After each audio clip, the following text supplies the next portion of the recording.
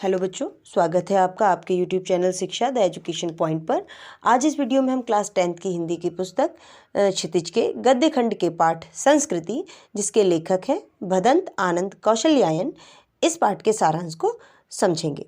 तो प्रस्तुत पाठ जो है वो एक निबंध है और इसमें विभिन्न उदाहरणों से सभ्यता और संस्कृति के विषय में लेखक ने बताने की कोशिश की है। इस निबंध में कौशल्यायन जी ने अनेक उदाहरण दिए हैं और उन उदाहरणों के माध्यम से वे बताने का प्रयास करते हैं कि सभ्यता और संस्कृति किसे कहते हैं। तो चलिए हम शुरू करते हैं पाठ संस्कृति का सारांश। तो बच्चों, पाठ में लेखक सभ्यता और संस्कृति में संबंध और अंतर दोनों को स्पष्ट करने का प्रयास करते हैं। लेखक बताते हैं कि प्रायः सभी सभ्यता और संस्कृति शब्द का प्रयोग तो बहुत करते हैं, परंतु दोनों का ही अर्थ अच्छी तरह नहीं जानते या बहुत कम लोग ही जानते हैं। तो बच्चों, आप लोगों ने भी देखा हो कि सामान्य रूप से लोग इन दोनों शब्दों का प्रयोग बहुत करते हैं कि अरे ये तो हमारी सभ्यता है, ये तो हमारी संस्कृति है, ये सभ्य नहीं है, इनमें संस्कार नहीं है। इस तरह से बहुत सारे लोगों को इन दोनों शब्दों का प्रयोग करते आपने देखा होगा। लेकिन लेखक ये कह रहे हैं कि इन दोनों शब्दों का प्रयोग तो बहुत होता है, लेकिन सामान्यतः लोग या तो इसके अर्थों को जानते नहीं या बहुत कम लोग हैं जो इनके अर्थों को जानते हैं। इसे समझाने के लिए लेखक दो उदाहरण देते हैं। तो उन दो उदाहरणों में पहला उदाहरण जो लेखक देते हैं वह यह है कि उस समय की बात वे बताते हैं जब मानव समाज में अग्नि का साक्षात्कार नहीं हुआ था, मतलब कि जब अग्नि की खोज नहीं हुई थी। यहाँ पर वे अग्नि को देवता कह के भी संबोधित करते हैं। वो इसलिए संबोधित करते हैं क्योंकि सनातन धर्म में अग्नि को भी देवता कहा जाता है। अग्नि को, जल को, वायु को, इनको देवता कहा गया है, इसलिए लेखक भी अग्नि को देवता के रूप में इस पाठ में संबोधित करते हैं। लेखक बताते हैं कि अग्नि की खोज कराने वाला व्यक्ति बहुत बड़ा आविष्कारकर्ता रहा होगा। मतलब लेखक का ऐसा मानना है कि जब जिसने भी आग की खोज की होगी वह बहुत ही बड़ा आविष्कारक रहा होगा। इसी प्रकार दूसरे उदाहरण में वे लिखते हैं कि जिस व्यक्ति के मस्तिष्क में यह विचार आया होगा कि लोहे के एक टुकड़े को घिसकर उसके एक सिरे पर छेद कर कर छेद में धागा डालकर कपड़े के दो टुकड़ों को एक साथ जोड़ा जा सकता है, वह भी बड़ा आविष्कारकर्ता रहा होगा। तो दूसरा उदाहरण लेखक ने किसका दिया है? सुई की खोज का। पहला उदाहरण था आग की खोज का और दूसरा है सुई की खोज का। तो लेखक कहते हैं कि इतनी बड़ी खोज जिसने की होगी वह भी बहुत बड़ा आविष्कारकर्ता रहा होगा।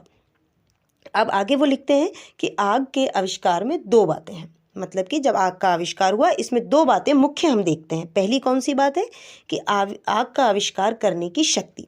मतलब कि जिस व्यक्ति ने भी आग का आविष्कार किया होगा उसने सबसे पहले इसके विषय में कुछ ना कुछ सोचा होगा, कुछ ना कुछ विचार उसके मस्तिष्क में आया होगा। तो वो विचार सबसे पहला हो गया, मतलब वो शक्ति पहली हो गई। और इसके बाद दूसरी आग का आविष्कार, मतलब आग का आविष्कार जो हुआ है उसको लेखक दो भागों में बांटते हैं। पहला तो आग का आविष्कार करने के पीछे की सोच यानी शक्ति, और दूसरा उस शक्ति का जब प्रयोग किया गया तो आग का आविष्कार हो जाना।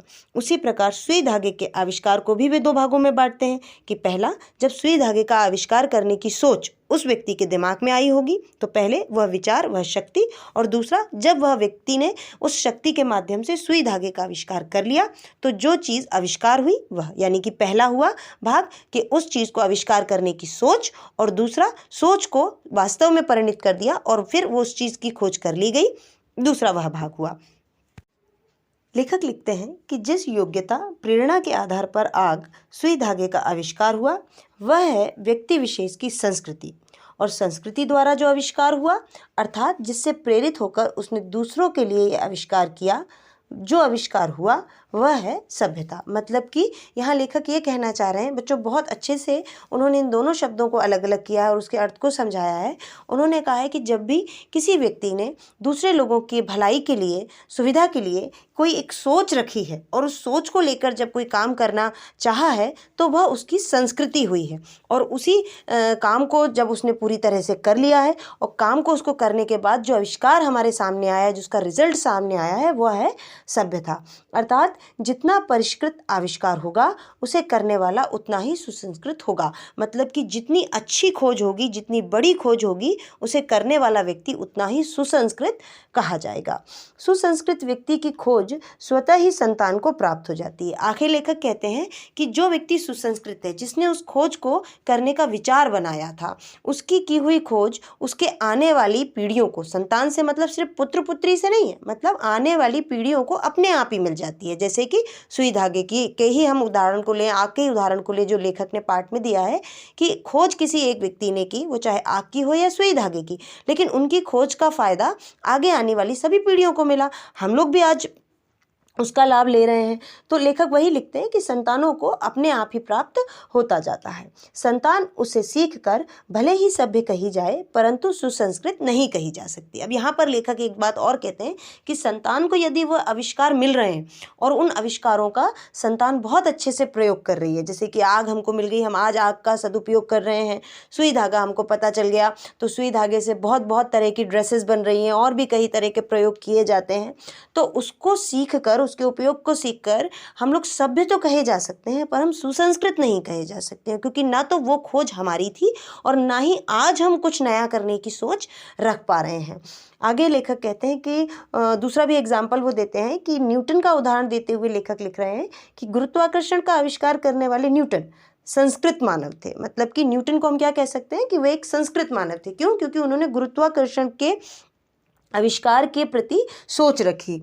आज उनके सिद्धांत पढ़कर विद्यार्थी भले ही उनकी अपेक्षा अधिक सभ्य बन जाए, मतलब कि उसी सिद्धांत को अब जो विद्यार्थी पढ़ रहे हैं संभव है कि वो उससे और आगे की बात को जानते हों, तो वो सभ्य तो कहे जा सकते हैं, लेकिन न्यूटन जितना उनको हम सुसंस्कृत नहीं कह सकते हैं।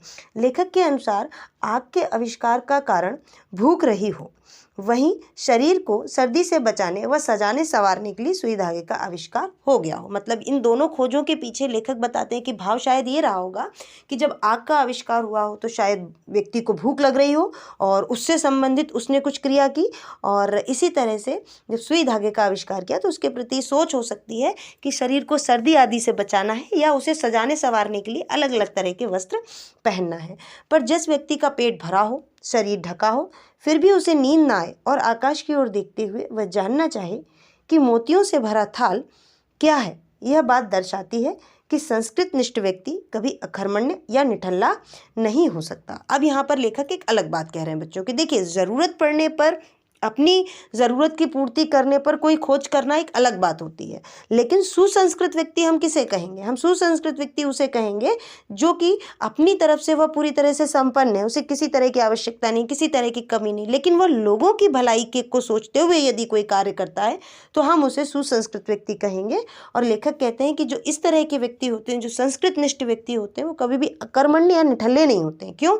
क्योंकि वे भले ही साधन संपन्न हो, उनके पास सभी कुछ हो, लेकिन वे सदैव लोगों की भलाई के लिए तत्पर रहते हैं। उनके दिमाग में हमेशा ये होता है कि वह कुछ ना कुछ ऐसा अच्छा करें जिसका लाभ सभी को प्राप्त हो। इस बात के आधार पर लेखक कहते हैं कि हमारी सभ्यता का एक बड़ा हिस्सा ऐसे ही संस्कृत निष्ठ व्यक्तियों से प्राप्त हुआ है जिनकी चेतना स्थल पर भौतिक कारणों का प्रभाव प्रधान रहा हो। मतलब आज हमारी जो सभ्यता है, आज हमें जो संसाधन मिले हुए हैं, आज हमें जो सुविधाएं मिली हुई हैं, वो सुविधाएं ऐसे ही संस्कृत निष्ठ व्यक्तियों के कार्य का फल है, क्योंकि किसी न किसी समय में उन्होंने आगे आने वाली पीढ़ियों की लाभ और सुविधा के विषय में सोचा और उन्होंने उस पर कार्य किया और ऐसी अनेक खोजें की जिसका लाभ आज हमारी पीढ़ियों को और आगे आने वाली पीढ़ियों को मिलता रहेगा। लेखक आगे लिखते हैं कि सभ्यता का दूसरा हिस्सा हमारे मनीषियों द्वारा प्रदत्त है। मतलब कि एक हिस्सा ऐसे लोगों द्वारा प्रदत्त है जिन्होंने चाहा कि आगे आने वाली पीढ़ियां भौतिक रूप से समृद्ध रहें, उनके पास सुख सुविधाएं हों, और दूसरा हिस्सा जो हमारी सभ्यता का है उसमें हमारे देश के मनीषी हैं जिन्होंने कि कई सारे आविष्कार किए, कई सारे और भी ऐसे संसाधन हमारे लिए जुटाए जिससे कि मनुष्य अपने जीवन को और अच्छा बना सकता है, जिन्होंने अपने मुंह की ओर ले जाते भोजन को भी दूसरों को दे दिया। मतलब कि वे अपने विचारों से इतने आदरणीय रहे कि यदि उन्हें भी भूख लगती होती थी और उनके सामने भी यदि कोई भूखा व्यक्ति आता था तो वे अपना भोजन भी उसको दे देते थे। यहाँ पर लेखक यह बता रहे हैं कि हमारी जो संस्कृति है वो स्वयं का के विषय में न सोचने की संस्कृति है। एक और उदाहरण देते हुए लेखक बताते हैं कि किस प्रकार माँ अपने रोगी बच्चे के कष्ट को देखते हुए सारी रात उसे गोद में लेकर बैठी रहती है, परंतु वह अपने बच्चे के कष्ट के कारण सो नहीं पाती है। अगले उदाहरण में लेखक रूस के भाग्य विधाता कहे जाने वाले लेनिन के विषय में बताते हैं कि लेनिन डबल रोटी के सूखे टुकड़े भी स्वयं ना खाकर दूसरों को खिला देते थे। मतलब कि उनकी सोच इतनी उदारवादी थी, लोगों के लिए वे इतना सोचते थे कि उनको भूख लगने पर यदि उनके पास सूखे डबल रोटी के भी टुकड़े होते थे तो वे भी वह स्वयं की भूख शांत करने के लिए नहीं प्रयोग करते थे, बल्कि ऐसे लोगों को देना पसंद करते थे जो कि उनसे ज़्यादा भूखे हों या अन्य लोग जो हैं जिनको उसकी ज़रूरत होती थी। संसार के सभी मजदूरों के सुखों की चाह करते लेनिन ने सारा जीवन दुख में बिता दिया। उनके दिमाग में हमेशा ये रहता था कि संसार के जो मजदूर हैं उनके जीवन से दुख चले जाना चाहिए, उन्हें भी सुख से जीवन जीने का हक है। इसी में अगला उदाहरण वह सिद्धार्थ का देते हैं, जिन्हें कि सभी गौतम बुद्ध के नाम से जानते हैं, कि सिद्धार्थ ने अपना घर वैभव इसलिए त्यागा ताकि कष्टों से घिरी मानव जाति को आत्मज्ञान प्राप्त हो सके। सभी जानते हैं कि सिद्धार्थ एक राजकुमार थे, साधन की वैभव की कोई कमी नहीं थी, लेकिन उनके मन में यह तकलीफ थी कि ऐसा क्या है जिससे कि संसार के सभी कष्टों से छुटकारा पाया जा सकता है। वह आत्मज्ञान अगर सभी मानव जाति को हो सके तो सभी मानव सुखी रह सकते हैं। इस तरह ऐसी योग्यता जो किसी महामानव से सर्वस्व त्याग कराती है वही वास्तव में संस्कृति कही जाती है। मतलब कि सब कुछ होते हुए, सर्वसमर्थ होते हुए भी त्याग करना, और त्याग किसके लिए? लोगों के लिए, दूसरों की भलाई के लिए। यही हम जिसे कह सकते हैं कि यही हमारी संस्कृति कही जाती है।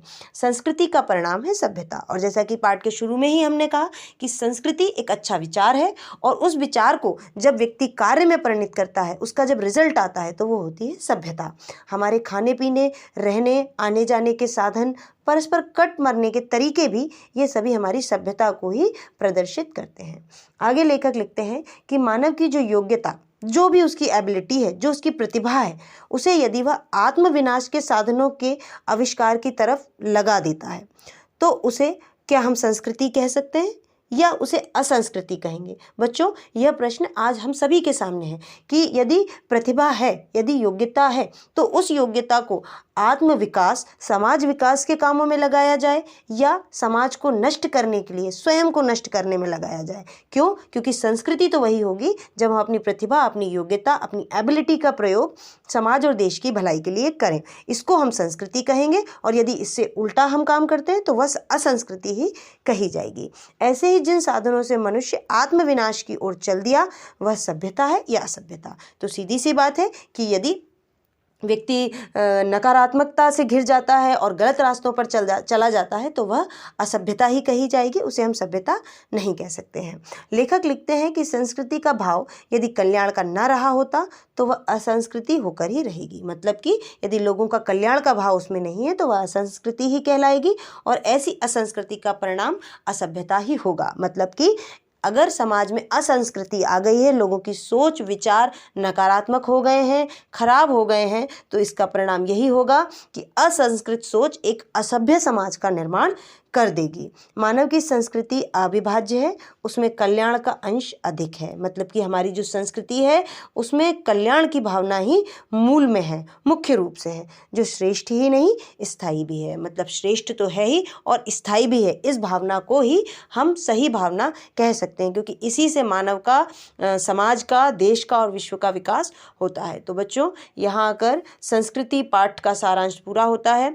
आशा करती हूँ कि हालांकि पाठ थोड़ा सा समझने में, कई जगह कॉन्सेप्ट में आप लोगों ने जब इस चैप्टर की रीडिंग की थी तो डिफ़िकल्ट रहा होगा। मैंने कोशिश की है कि उनके सभी कॉन्सेप्ट्स को थोड़ा सा आसान कर दूं और आप लोगों को समझ में भी आया होगा। यदि इसके बाद भी कहीं ऐसा कुछ लगता है कि नहीं, अभी भी कुछ क्लियर नहीं हुआ है, कहीं कोई लाइन्स या कोई ऐसा कॉन्सेप्ट है, तो आप कमेंट बॉक्स में लिखिए, मैं उसको और क्लियर करने का प्रयास करूँगी और बहुत जल्द इसी पाठ के प्रश्न उत्तर आपके लिए अगले वीडियो में लेकर आऊँगी। तब तक इस पाठ के सारांश को कम से कम 2 बार अच्छे से सुन लीजिए, क्योंकि इससे आपके प्रश्न उत्तर आपको याद करने में बड़ी सरलता होगी, बड़ी मदद मिलेगी। तो बच्चों, फिलहाल इतना ही। अगले वीडियो के लिए इंतज़ार करिए। थैंक यू बच्चों।